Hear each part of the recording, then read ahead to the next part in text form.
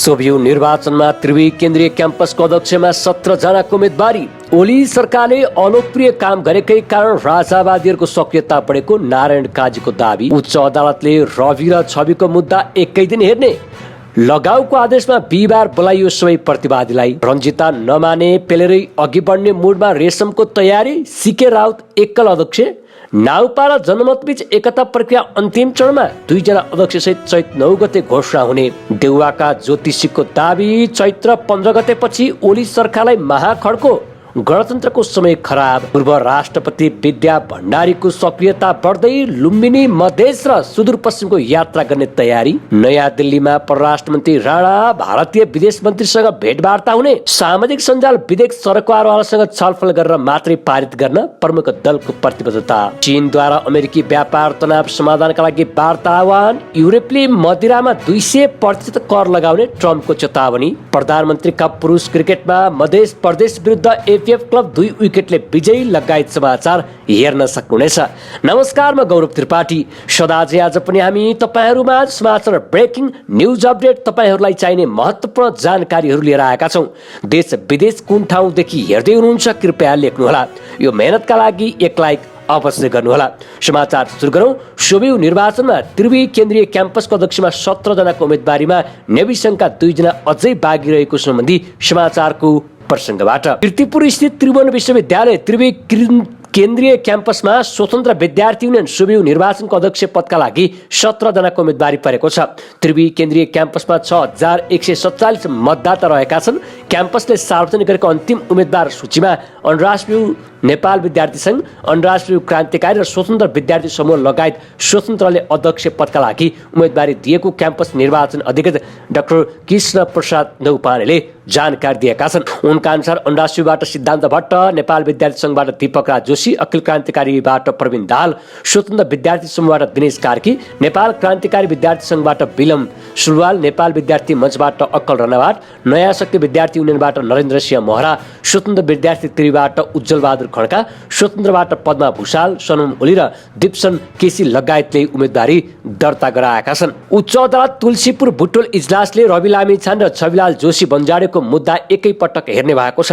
उच्च अदालतको 1 नम्बर इजलासमा न्यायाधीश राजेश्वर तिवारी र सागर विष्टको संयुक्त इजलासले लामिछाने र जोशीको मुद्दा सँगै राख्न आदेश दिएको हो।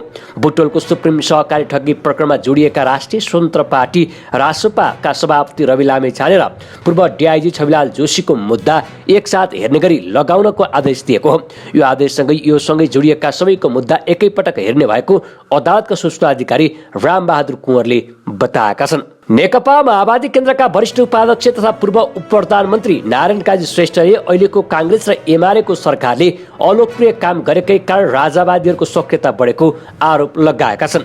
प्रेस सेन्टर नेपाल दोलखा जिल्ला समितिले आयोजना गरेको पत्रकार सम्मेलनमा बोल्दै नेता श्रेष्ठले यस्तो बताएका हुन्। सो क्रममा उनले ओली सरकार भ्रष्टाचार मात्रै केन्द्रित रहेको गम्भीर आरोप लगाए। उनले अहिले गणतान्त्रिक व्यवस्था विरुद्ध चुनौती दिन खोजिएको भन्दै माओवादीले त्यसको सशक्त प्रतिकार गर्ने पनि चेतावनी दिए। प्रतिगामी शक्तिहरूको विरुद्ध सडकबाटै जवाफ दिने गरी पार्टीले छलफल थालेको उनको भनाइरहेको छ। यता नेपाली काङ्ग्रेसका सभापति शेरबहादुर देउवाको ज्योतिषीका रूपमा परिचित सुरेश चन्द्र रिजालले प्रधानमन्त्री केपी शर्मा ओली नेतृत्वको वर्तमान सरकारका लागि आसन्न चैत्र 15 गतेपछि महाखड्को रहेको बताएका छन्। शुक्रबार नेपाल रेडियो नेटवर्कको नेपाल बसमा पत्रकार ऋषि धमलासँग संवाद गर्दै उनले चैत्र 15 गतेपछि ओली नेतृत्वको सरकारलाई कष्टको पनि महाकष्ट रहेको बताएका हुन्।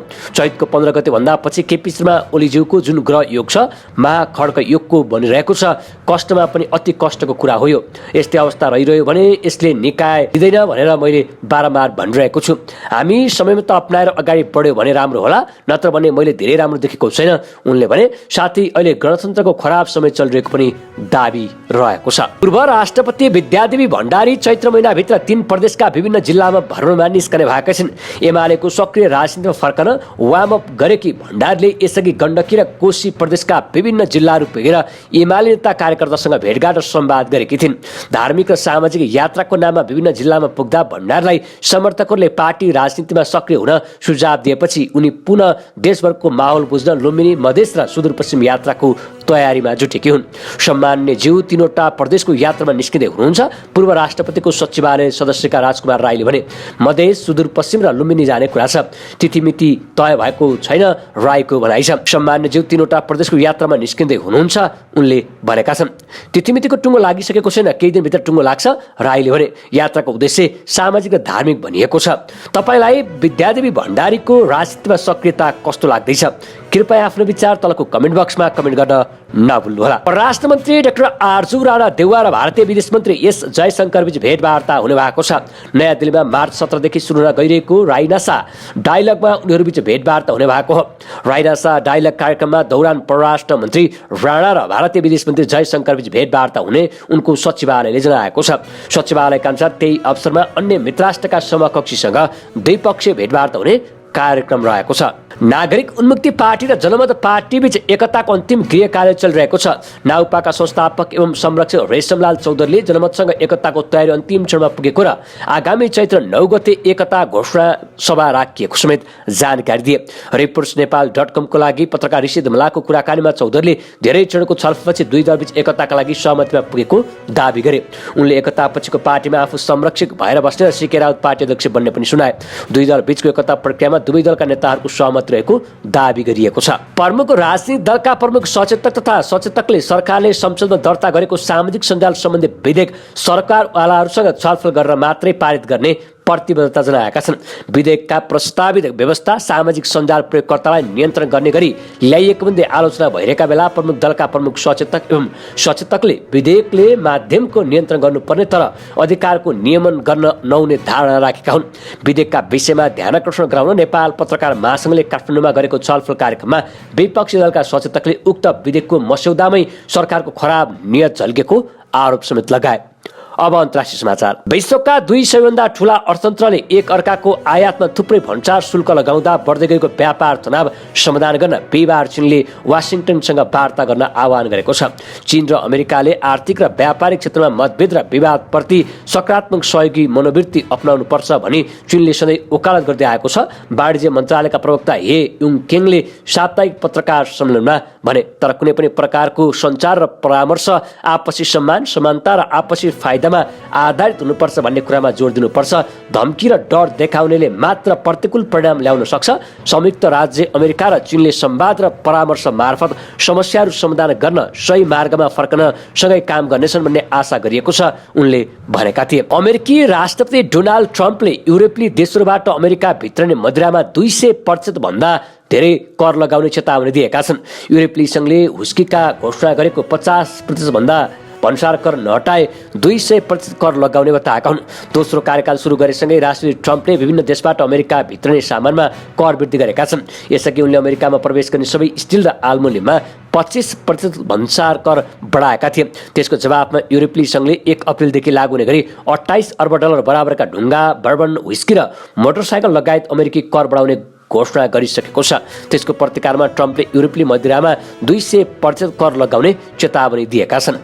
अब खेल समाचार। लमई स्थित देउखुरी अन्तर्राष्ट्रिय क्रिकेट रङ्गशालामा जारी नेपाल टेलिकम प्रधानमन्त्री कप पुरुष क्रिकेट प्रतियोगितामा विभागीय टिम एफएफ क्लबले मध्य प्रदेश विरुद्ध 2 विकेटले जित निकालेको छ। खेलमा कमल सिंह ऐरीको अलराउन्डर प्रदर्शनमा एफएफले मध्य प्रदेशलाई पराजित गरेको हो। मध्य प्रदेशले दिएको 169 रनको लक्ष्य एफएफले 36.5 ओभरमा 8 विकेटको क्षतिमा पूरा गर्यो। ऐरीले 3 छक्काको सहयोगमा अभिजित 28 रन बनाए। सामान्य लक्ष्य पछ्याउने क्रममा सुमित महर्जनले 35 रनमा पेभिलियन फर्किएपछि केही दबावमा परेको एफएफलाई कमल सिंह ऐरीले उत्कृष्ट खेल्दै जित दिलाए। मध्य प्रदेशका कमल गुप्ताले 10 ओभरमा 1 मेडनसहित 4 रन खर्चेर 4 विकेट लिए। प्रदीप पासवानले 1 मेडनसहित 28 रन दिएर 2 विकेट लिए। रूपेश सिंह र हरिश शाहले 1 विकेट लिएका थिए।